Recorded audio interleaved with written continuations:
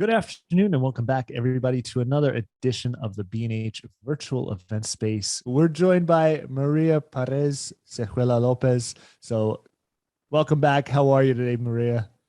Perfect. Thank you. Happy to be here again. We're very happy to have you here. I'm happy to have you here so that I don't have to continue to stumble over my own words. Today, we'll be talking some basic portrait editing in Capture One. Do want to give a huge thank you over to the folks at Capture One for sponsoring this event. And I also want to congratulate Capture One and you being part of their behalf, Maria, for the new launch next week of the iPad app, correct? Yes, thanks God. We are super excited all about the iPad. We've been working on it for such a long time now, and I've seen all of my colleagues just putting a lot of effort and a lot of love into this app. So I hope you're going to try it out at least and let us know what you think about it. Awesome. Well, congratulations again on that. Everybody at home who's joining us here or wherever you're joining us from, if you have any questions for Maria that you'd like to get answered on Vimeo and Facebook, you can go ahead and use the comment section, and Zoom, you can use the Q&A tab. But I'm going to go away and hopefully, figure out how to speak today. And Maria is going to take it away. So thanks again, Maria. I'll see you in a little bit. Thanks. You did a good job after all. Thank you. I appreciate that. So thank you for having me again. Thanks everyone who is joining from home. As Scott said, this is going to be all about portrait editing. So without further ado, I'm going to share my screen now. And I already got a session here with some portraits prepared to show you, well, some nice tools that we have in Capture One to work with portraits. So first of all, workflow-wise, for you to know, this is just some info. I'm working on a session now. I have this library, and I have some photos imported in my Capture folder. If you miss the session on, sessions, so if you miss the live stream on sessions, just to clarify, we had that here. I think it was 1 or 2 months ago. So as Scott said, this is the 5th part of a 6 series. So if you missed the rest of the webinars, they are all recorded, and I think you can rewatch them all if you like. Especially the one with the sessions, which always brings a lot of kind of issues when people are working with sessions. They don't really know what's going on, and it's very useful for tethering. So I definitely think that you should consider working with sessions when you are a portrait photographer. I mentioned that because I figured that that's what interests you if you join to see this session. Okay, so this is the photos that I have imported. I'm gonna go on grid view mode.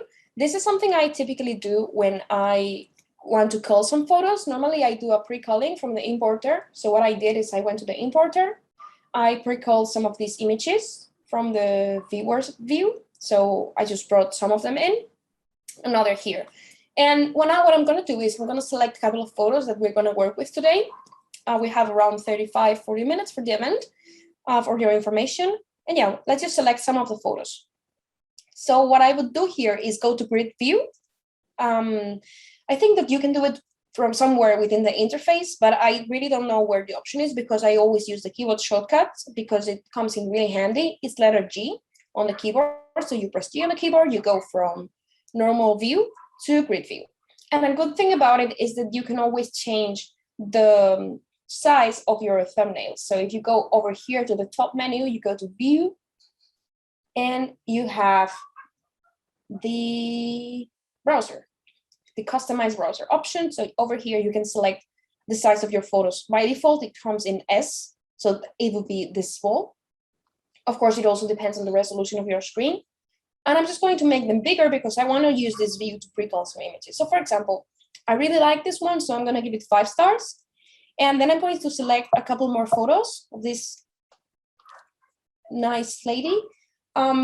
This is some actors' photos. They are not mine, actually. They were borrowed. So thanks to the author and the photographer. And yeah, I'm just going to select a couple of photos from this person. This one is also nice.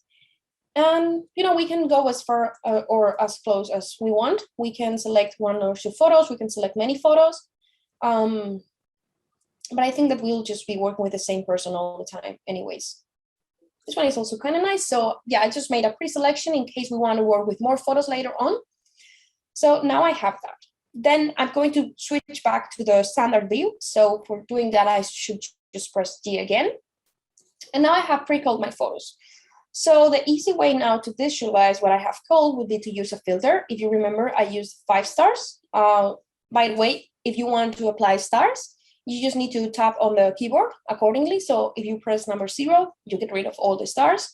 And then if you want to rate, you just go 1, 2, 3, 4, and 5 on the keyboard. And that's how you would get this done very easily and very quickly. Or you can always just like click on the stars. But again, I think the keyboard shortcuts are more convenient.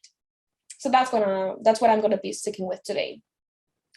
So I have pre-selected some photos. Now I'm just going to apply a filter over here in the library for 5 stars. And that's all the photos that I'm gonna be working with today. So we have these super nice photos from this actress. So I'm gonna be working on them a little bit. Okay, just making sure that everything is raw. As you can see, no adjustments applied now. And I'm going to start here. So I like to usually follow a same order in editing, in approaching the editing of different photos. Doesn't matter actually what they are. They can be landscapes, they can be portraits, or any other genre for that matter. I just think the important thing is just to try to create your own workflow and stick to it, because I'm sure you sometimes had this feeling like you import a photo into your editor and you were like, okay, this already looks good. I don't really know what to do and I don't know how to improve it. And that's a totally normal feeling. But having this kind of preset workflow where you always make the same steps and make them in the same way, I think it's going to help you both for approaching a better editing of your photos and also for better control of the software you're using. Especially if you are new or kind of new to Capture One, you notice that it has a lot of different tools, okay? And it's almost impossible to know them all, honestly. I mean, even me, I keep learning and learning every day that I use Capture One, because there's some things that I just didn't know before and I keep finding them out. And that's also funny and exciting, but it can be overwhelming at first. So by having this workflow that you always respect the same order in the tools you apply, that's going to help you to be more focused on the photo itself and forget about the technical things that you don't know about the software. So my approach, my order would be always working with composition first. So the first thing that I would do is apply a cropping if needed. Actually, I think I'm pretty happy with this composition. I really like this crop. I really like this composition. So I'm not going to apply a cropping in this photo, but I would typically do it first if I were to apply any cropping. I kind of like it this way, so I'm just going to leave it be, and I'm going to skip this first step. So the next thing I would do is go to the adjustment tool tab. By the way, not only we have news regarding the iPad app, but as you can see, probably already noticed in my interface, I got these new styles of icons. They were launched last week. So if you are already on Capture One 22 and you want to get the new interface, you can just download the new version and install it and activate it with your same license key, and that's going to work for you. And I personally like more these icons because they are a little bit more modern and they are more clear. And I feel that they are a little bit more user-friendly for first-time users. If they are too big for you, you can always just go to workspaces and go back to the default legacy icons, which are saved here, or just choose the compact view. Typically for myself, I would keep it like that. Just for you guys today, if you're not very familiar with the interface, I'm going to keep it on the expanded version, so with icons and text. So going forward with the editing, I am here in my adjustments tool tab. And the first thing I'm going to do is I'm going to expand the layers actually, and I'm going to take a look at the histogram. So here in the histogram, we can see that things are looking good. You shouldn't be too obsessed about it either. You should know how to interpret a histogram. So in here, we can see that it's very heavy on the shadows, but because the background is dark and her hair is kind of dark too, but that's not necessarily a bad thing. If we just try to move everything over to the center of the histogram, we can see that things are starting to get a little bit weird. So it's fine to take a look at it as a guide of what you're going to do, but don't get too obsessed by it, okay? That's my personal recommendation. So the first thing I want to do here, I want to apply some extra contrast, but something that will not be too heavy on the skin. Like, I think exposure and brightness wise, we are okay. So the first thing that I would do is just to work with color and light, specifically with light. As I said, exposure and brightness, I think they are quite okay. If we wanted to apply some contrast, we have different tools to do that. We can use the contrast slider, but I think this is not exactly what I want. This does not give me the kind of control that I want to have on the photo, because what I have now is very bright highlights and very dark blacks where we kind of can't see very well what's happening. We don't have a lot of information on what's happening here. Over here, for example, or like the background that used to have a texture, now it's completely dark.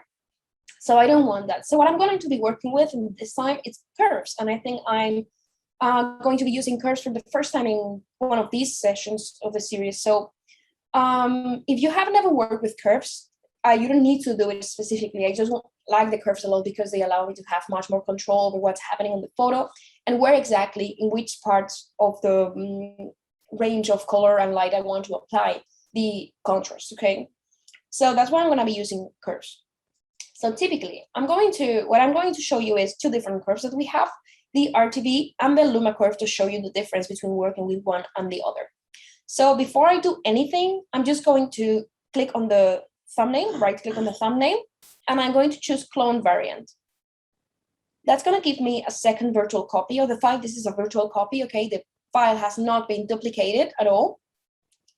So I'm going to show you how to use this curve. So for example, in here, I'm going to use first the RGB curve, which is a typical curve that you can find in any photo editing software. Let's apply a very simple S-shaped curve. If you don't know how curves actually work or what they represent, just let me explain to you very easily. So here in the histogram, you can see we have 4 different parts. So this represents shadows, this represents highlights, this sector over here, and the 2 segments in the middle, they are representing the midtones, so the low midtones and the high midtones. And this is where more of our information is for the face, for the skin, and this will be more focused on the background. So in here, we also have the same segments if you pay attention to it. So this represents shadows, this part over here represents highlights, and here in the middle, we have the midtones. Oops, sorry about that. So if we wanted to apply some contrast, what should we do then? So we should just make a point here, more or less over this intersection, and take it down. That's going to give us darker shadows if you see what's going on here. And then if you want to apply the other part of the contrast, which will be for the highlights, then just make an intersection more or less over here and try to make it like so. So that would be more contrasted. It's still a little bit too similar to what we had on the contrast slider. So I'm going to take things a little bit over here. So we have more contrast kind of in the midtones and not so much on the shadows. So as we do that, we are achieving a very nice contrast, but there's some other problem that we are creating, which is the skin tone. So if you saw what happened to the skin tone, I'm just going to use the compares before and after slider. So the contrast is nice, but you can see that the skin tone is going kind of nuts. The reason behind this is that we're working with the RGB channels. So we're working with all the 3 colors, red, green, and blue. And by applying contrast on the red channel, what we are doing is we are saturating it. It's affecting saturation a lot, specifically on the red and on the yellows, which is more or less where our skin lies. So to avoid this problem, this is why Capture One has the Luma curve. And that's what we're going to be applying on the second variant. So we are coming from the same starting point, and instead of the RGB curve, I'm going to be making a Luma curve. And I'm going to make more or less the same kind of curve. So something like there. That's probably too much. Yeah, and then we just play around with the points, trying to find a nice balance between shadows and highlights. And if we go too crazy with this curve, we might create we might generate a lot of texture on the skin, which is not always good. In this case, she has a very nice skin. She's like honestly quite perfect. But if we had a complicated skin, it might create some problems. So we shouldn't overdo it with the curves either. So here we have the 2 different variants. I'm going to compare them side by side, and I'm going to go over to full screen. So we see 2 differences here. So this skin is a little bit slightly less desaturated than this one, but this is too saturated on the reds. So if you see around here when there's not so much red on the skin, it might seem like it looks nicer, but it's actually generating a problem here over the shoulders, for example, around the eyes. So if we just take a closer look at what's happening in the eyes, we can see that the red is so much more saturated here, and that's not super flattering. So what I'm going to do is I'm going to stick with version number 2. I'm going to go back here, and I'm just going to, oopsie, there you go. And I'm just going to keep working on this one. So if I wanted to resaturate the skin a little bit, I'm just going to apply a little bit of saturation just from the saturation slider, just like a very, very tiny bit of saturation. And then we're going to be working on the skin tone with a separate tool specifically for that. So I feel like we have nice contrast. I'm just going to open up the shadows just a little bit so we have some detail on the hair. And I think that now we can just take a look at it again at the before and after. So you can see that because of the contrast we applied with the curves, it is so much more detailed. It looks so much more with volume, if you know what I mean. It doesn't look so bi-dimensional. And I think also the eyes look really, really great. She has very beautiful eyes. So at a basic level, I think that with whatever is light and contrast, we are done. So then we're going to be moving on to work with color, okay? Because we have a nice balance between shadows and highlights, and we have black and we have white in the photo. So I think that's a good balance. And then that would be the second thing that I do. I work with light, and then after that, I move on to work with color. So when working with color, there is different tools that we can use in Capture One. The first one that I would use would be the white balance. But actually, before doing that, I'm just going to create a new separate layer. The reason why I do this is because if I kind of went too far with color, I can then very easily reduce my adjustments just by playing around with the opacity. So I'm going to just click on this plus icon. I'm going to click and hold on the layer panel, and I'm going to create a new field adjustment layer. That's going to give us a new layer. And if we press M, which is the keyboard on the shortcut, the keyboard shortcut for show and hide mask, you can see that we already created a mask that takes over the whole image. And that's fine. That's exactly what I wanted to do. I just want to use this layer to work with my color, and I'm not going to create any additional masks right now. So working with color, as I said, the first thing that I typically tend to use is the white balance, because it just gives me like a basis to build onto. Before going to any more complicated adjustments, many times we can just get a much nicer color just by adjusting this Kelvin and tint sliders. The thing is, many people still tend to think the white balance should be neutral, so they would just go use the dropper and choose like a kind of a mid-gray point in the photo to have a very neutral white balance. But I don't share that opinion. What I think is that we can use it creatively to get a nice starting point, a nice starting color for the photo before doing the color grading and the skin tone correction, because that's just going to give us a better basis, a better foundation to work on that. So yeah, you can see that only by playing around with that, we got a much better starting point and a much healthier skin tone. But still, we're going to work on that right now. So that's the next thing I'm going to do, actually. If you realize what tools I'm using, I'm not even using many of them. It's important to just use whatever tools you think are fitting for this image. And don't worry if you're not using all of them. You would never actually use all of the tools in Capture One. But I know that some people tend to be very thorough with the order of the tools, and they just use all the tools in the same order as they come within the interface, and that's not necessarily the best thing to do. It's so much more preferable, I think, that you select the 4 or 5 tools that you know how to use, that you feel comfortable with, and that work for you. And with those tools, you're probably going to be able to do pretty much anything that you want to do. So after working with the white balance, I'm going to work with a skin tone color editor. The color editor is a very interesting tool in Capture One, and it's very Capture One core, it's been here forever. In the basic, there's different modes, okay? In the basic one, we have these little color patches, which are pre-made color selections. So if I wanted to, let's say, work with the red on the skin tone and I wanted to desaturate the red, I could just do it like that. But as you can see, that is not super ideal because it's just going to desaturate everything that has a tint of red in the image. So not only these parts over here, but also the lips, also part of the makeup. So that's not going to be ideal. So this is why we created an advanced and specifically a skin tone color editor. So I'm just going to go directly to the skin tone color editor and I'm going to show you how it works. So in this color editor, I'm just going to put it out of the interface so you can actually see it better and focus on this little part. So we have a completely different interface from the basic one. As you can see, there is no pre-made color selections, all the tools are grayed out. And I understand that this can be a little bit confusing at first, but don't worry because I'm going to show you how it works. So I'm just going to take the dropper, which is right here, and then I'm going to select a patch of the skin tone that has a neutral color, okay? So don't select a shadow, don't select the makeup, don't select the lips, just try to find a very, like the most neutral skin tone that you have in the whole face.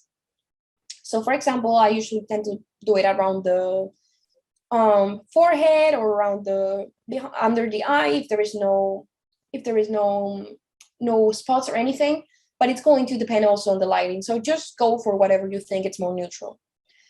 After I made that click, this selection appeared here, and this part that it's highlighted represents our color selection. So if I click on this button here now for viewing the selected color range, what that's going to do, it's going to, like, it's not super noticeable because it's very subtle, but if you look in the eyes, for example, you can see that whatever is not selected, so the blue in the eyes that is not selected, is being grayed out, and that means it will not be affected by our adjustments. The next thing I want to do is to be very specific about my skin tone selection. So for example, I'm going to get rid of some little parts here that I feel that might be including the hair, which I don't want to include.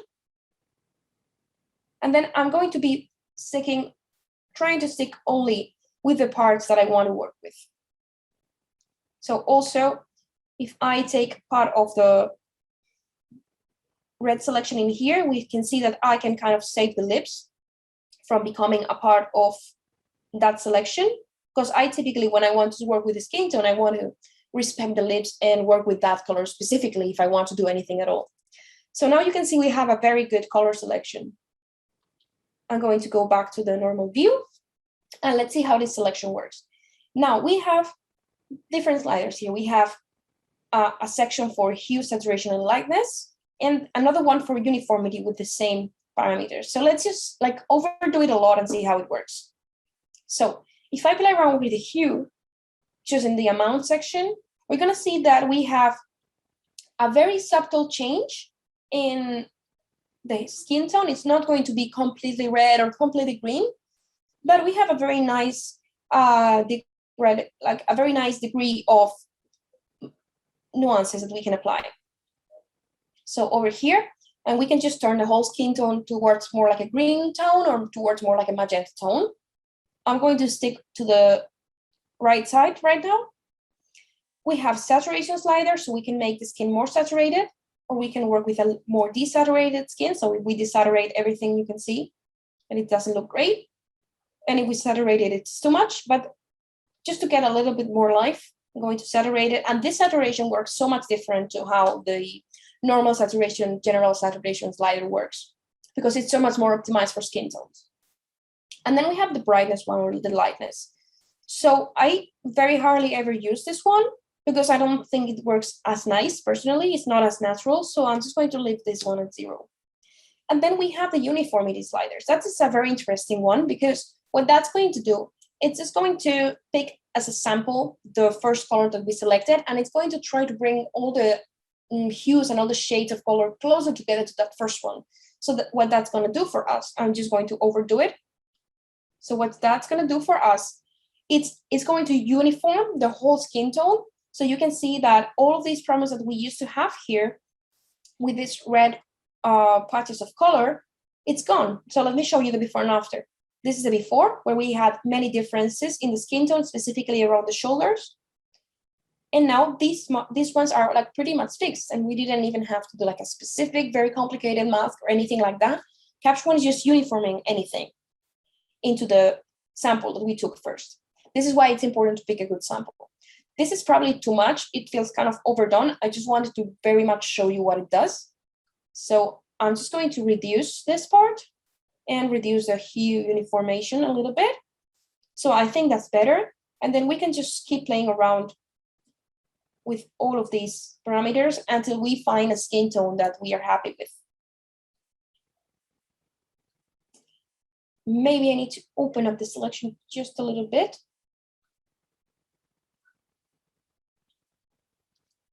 And now we can see that we still got rid of the lips, but we have selected all the red patches on the shoulders. So I think that's now looking much better. It's probably a little bit too magenta still. Or is it a matter of saturation? Yeah, I think that's more natural. And it pretty much solved all of our issues with the skin tone. So let me show you the before and after globally. So this is where we started. And this is where we are now. We have more depth. We have a very nice skin tone. And we still have some color grading to have some fun with.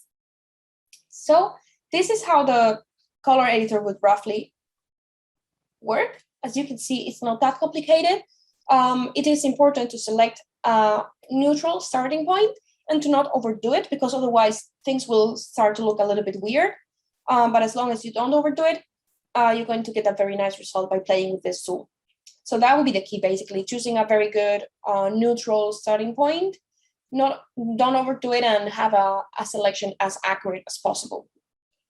Next week, when we talk about the advanced portrait editing, I'm going to show you how you can use mask together with the skin tone editor to make very precise selections for cases where, I don't know, if she was wearing like a pink top or something like that, we could have been kind of in trouble.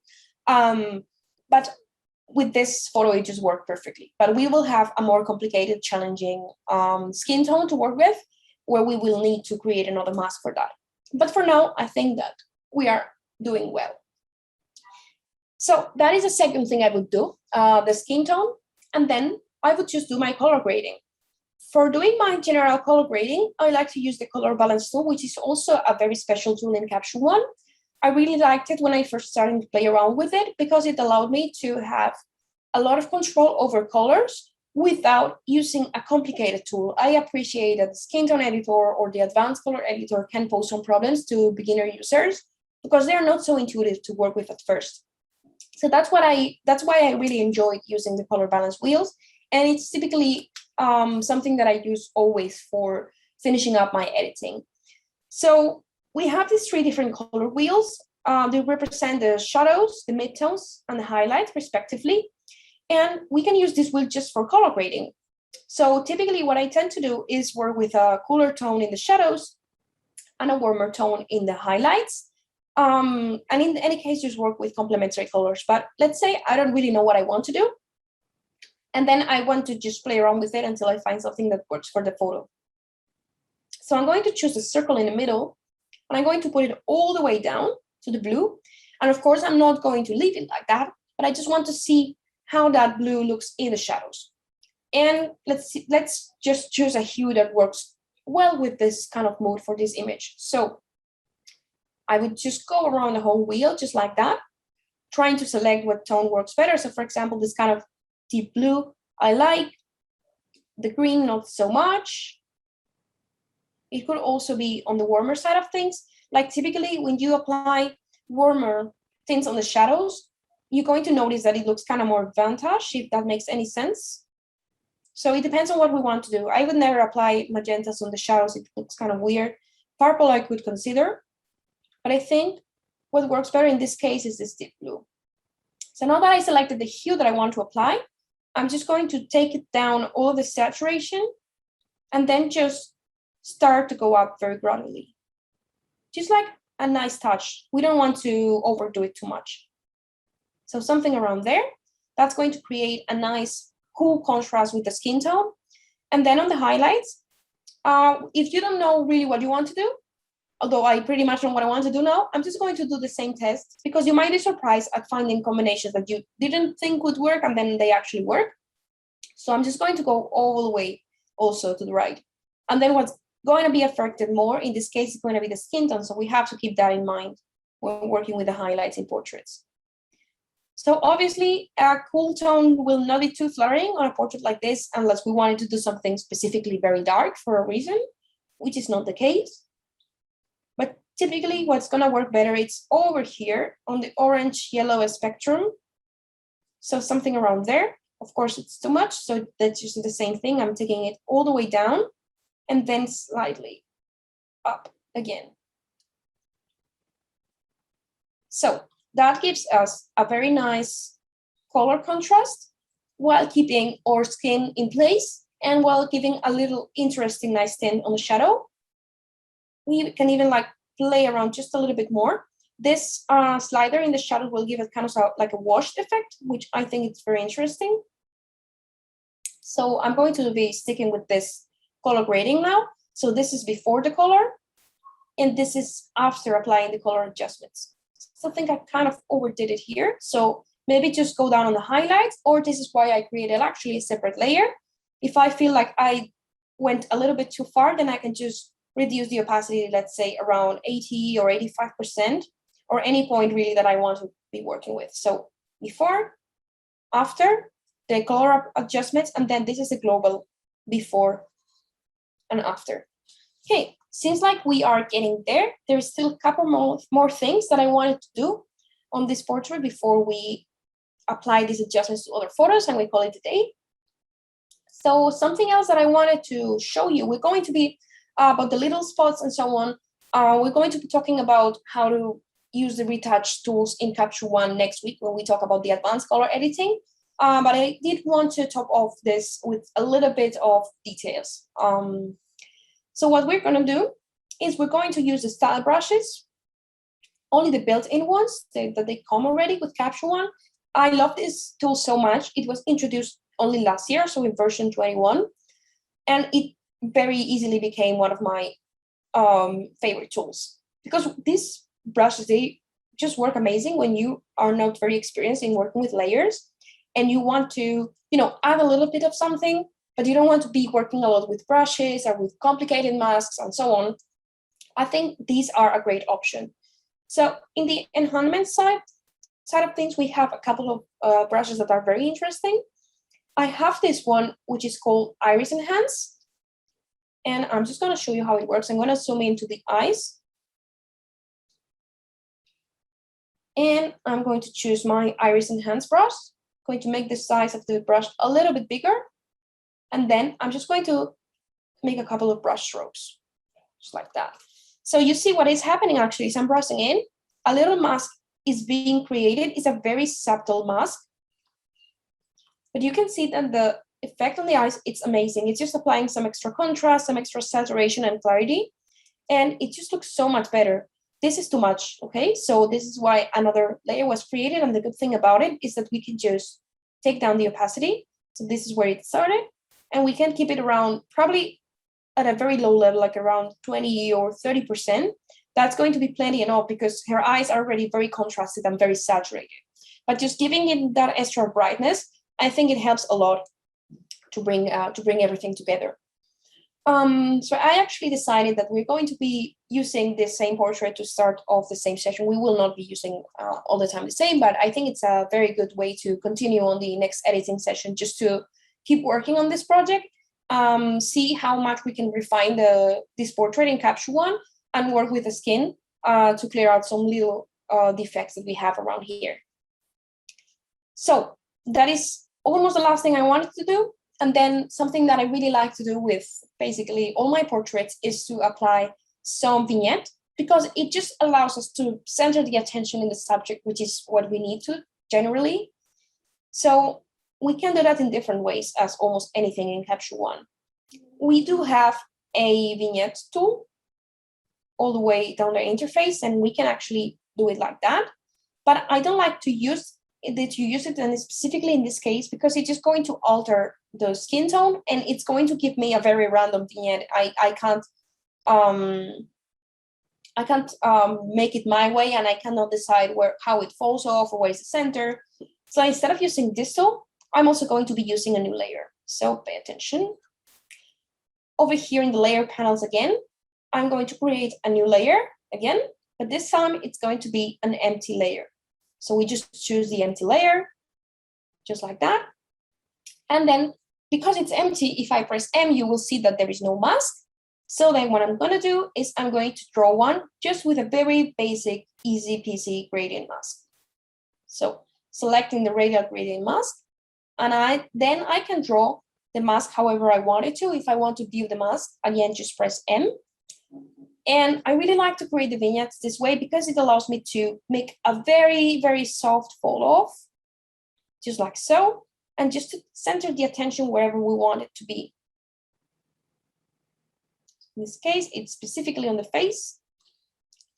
And also it will allow me to control the kind of tools that I'm using for the fall off. So if I just do exposure, then, well, that's going to be kind of a bummer. But if we play around with, let's say, the brightness, let's say even the curves, we can just like decrease the level of whites that we have. And maybe just make the shadows a little bit darker, something like that. Even if you're not very clear about what you want to do, that's fine. Just play around until you find something that is good for you. So this is before, this is after, still a little bit too far. So I'm taking down the opacity to around 70%, let's say. And I think it's just like a nice touch. It's nothing too obvious. And it just kind of centers the attention more around the subject.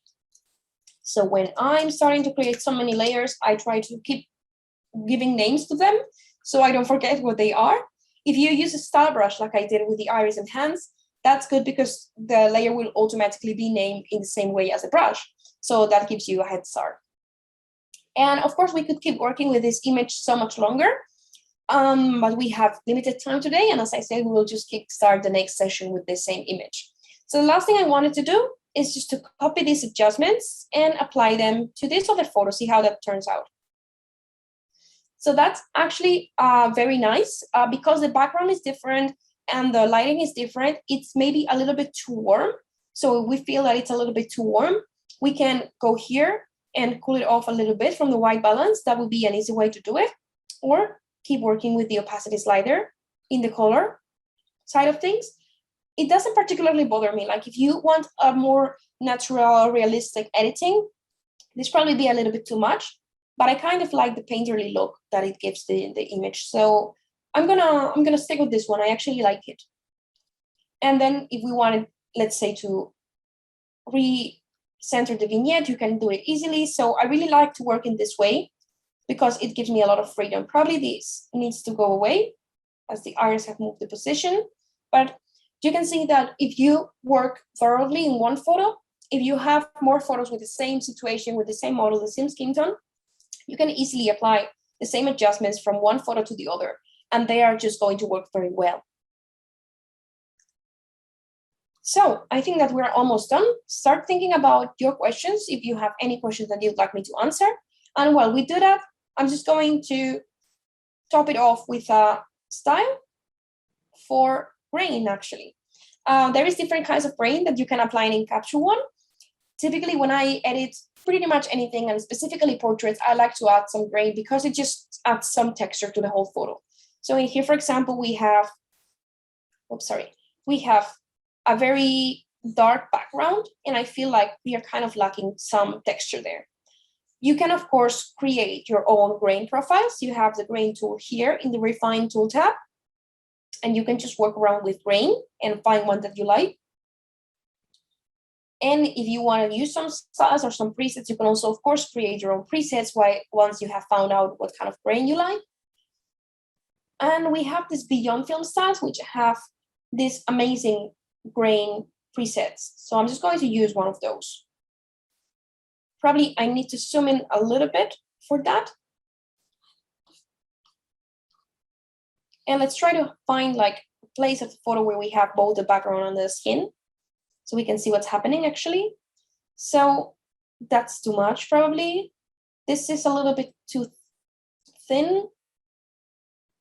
This one I like, the soft one, and the tabular is a little bit too much. So I'm just going to go, I think, for the soft 2. And that gives us some texture, and that gives us a very interesting vibe, I think. So these are my editings. I do see some questions coming in. So I'm just going to start addressing those. So someone is asking on Zoom, how do you save your edit? So if by saving you mean within the software, you don't have to do that in Capture One, because Capture One is a raw file editor, and it means that whatever adjustments we are applying here, they are not actually affecting the image. They are just data being rewritten. So that's good because everything is customizable and everything is flexible, and it's very, very hard to like get a corrupted file or something like that. If you decide tomorrow that you don't like this editing anymore, you can just reset the adjustments in all of the photos together in the same time, and that's fine. I'm just gonna do Command Z for now. So that is something that you should keep in mind, okay? You're not working with the actual image, and the workflow is always non-destructive. If you mean that you want to export these photos as a JPEG or something like that, with these adjustments applied, you just need to go here to export, and then choose whatever format that you want to export it to. So for example, here I have this one with a silly little watermark that I'm gonna get rid of. And then you have one for web use, one for specific settings and compression for Instagram. So then you just click on export, and then you can just have your images processed into whatever image format you like. Now, on that same kind of tip, you know, for this particular look, like you said, you can actually apply this sort of creation that you've made for it to other photos. Is there a way for you to save that in terms of like a file, or create some sort of preset, if you will, so that if you want to apply that to later images, you don't have to start fresh and you can just come back and kind of apply those across all of your photos? Yes, definitely. In here on the style tool tab, we have all of these styles. So we have built-in styles and custom styles. Styles are presets in Capture One, okay? Like we have both presets and styles. I'm not going to go into the technicality. Sorry, styles. Yeah, no, that's fine. I'm just saying styles because it's what is here, and I don't want people to get confused. Yeah. So if you go into the custom styles, all of these, like that are in capital letters, is the ones that Capture One created, and you can buy them at capture1.com if you want to try them out. And then some others, so for example, this one or this one for landscapes, I just created myself. And then, yeah, you can absolutely just create your own adjustments and save them as styles. If you wanted to save, let's say, this one, you would just do it by coming here on this little 3 dots in the tool, and then just save custom style. And that allows you to save all of the tools you've used in that edit. And then you can just reuse them for other sessions or catalogs. Awesome. Now, one question that it's not necessarily Capture One specific, but I think it's important to talk about when you're editing, you know, a photo, or even some people who edit video, you know, what's the way you go about it when you get your monitor home, you know, depending what monitor you have, whether you have, you know, an Apple system or you're using PC, hopefully, most likely you're probably using some sort of external monitor. And how do you go about calibrating? What kind of, you know, profile do you set up? Do you try to calibrate based off of whatever service you're going to be printing to and try to get their color profiles? You know, what are your recommendations for something like that, so that when you go ahead and you spend all this time, you know, crafting this image, now when you actually print it out, it matches up to what you saw on your screen? Okay, first of all, that is almost nearly impossible. Okay, like you can try and you're never gonna get it right, and you're going to always see a print and say, why is it not quite there? And there is no easy answer for that, honestly. It's just like so complicated. Like if you think about it, color is not even real. If you probably see color in a different way than I do, just with your bare eyes. So I think personally, people might criticize me for that, but I think it's impossible to just like get it right.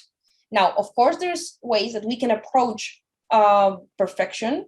So I have I work on Mac, and I have an external monitor. It's a BenQ in my case, and it's not like the fanciest one. It's just like full Adobe RGB, and that, like, people have a feeling they tend to overthink so much about this, because at the end of the day, what we are going to do most times with most images is just to post them online, to have them on a website, and then it doesn't even matter because the screens that most people are using and the browsers don't even support Adobe RGB.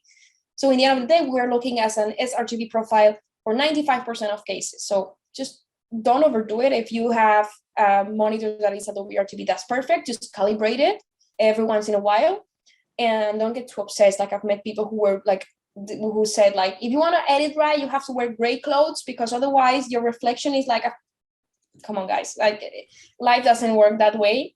And in the end of the day, most people are also looking at Retina screens because it's the Apple standard. So I also have the iMac screen, which is a Retina, and then I use both just to compare. Let's see how it looks in the calibrated monitor, and then I also see how it looks like on the Retina, because it's a standard nowadays and many people use this kind of Retina screens. So it should look good in both ways. Because if someone opens your photo in a Retina screen and they say it's too dark or it's too contrasted, and then you say, no, in my monitor it looks perfect, then it's not the person's problem anymore, it's your problem in the end of the day. So don't overdo it. Try to compare in different screens if you don't have access to a very good one, or even if you do, still do it. And if you have a Retina screen to look into, even if it's an iPad or something like that, that's going to work out in most cases. Awesome. I like that answer. That's a good answer. It was maybe a little bit too long, but I get a lot of questions about this color profiling and calibrations and stuff like that. And it's just like, guys, yeah, 99% I think it doesn't really matter. I think you're spot on. And I think people definitely, tend to overthink it and complicate it and get worried. And then, like you said, 95% of the time, we don't even print the image. We just put it on the screen and we're like, here you go, check it out. Yeah. Actually, I saw this color experiment. I think it was in the Natural History Museum in London when I was on holidays. It was like ages ago. I was like a kid. But there was like this little experiment where there was like this panel with different colors, and people were seeing different shapes according to how they were perceiving color, and everyone was seeing different shapes. So I was like, wow, how is this possible? But then again, it's just an interpretation in your brain. It's not even real in the end of the day. So yeah. Now, John is joining us on Vimeo, and he wanted to know, he said, some people think their images look younger if there are more shiny reflections on their skin. Do you have any tips for adding a shininess to their skin? Yes, definitely. This is something that I plan to show you on the next session. Actually, we're going to do some dodge and burning, and this is how I would typically do it. If you wanted to do it kind of in a lazy way, you can just pull up the highlights, but I think that's not going to be super natural. Like, it's not very natural in most cases. Like, I think that this just looks like kind of overdone and not very specific, and I don't think it's achieving that look. So the way, if you want to do it right, is just to work with the dodge and burning process, and we're going to see that on the next session. So I recommend you sign up again. There you go. So John, you're going to have to tune in, but Maria, I want to thank you as always for being here. Thank you very much. Thank you. Yep, our pleasure. And I do want to thank our sponsors over at Capture One for sponsoring this event, as well as everybody who tuned in today. Thank you very much for tuning in. We hope you took something away with it, but that's all the time we have for today. This has been another edition of the B&H Virtual Event Space. We'll catch you next time.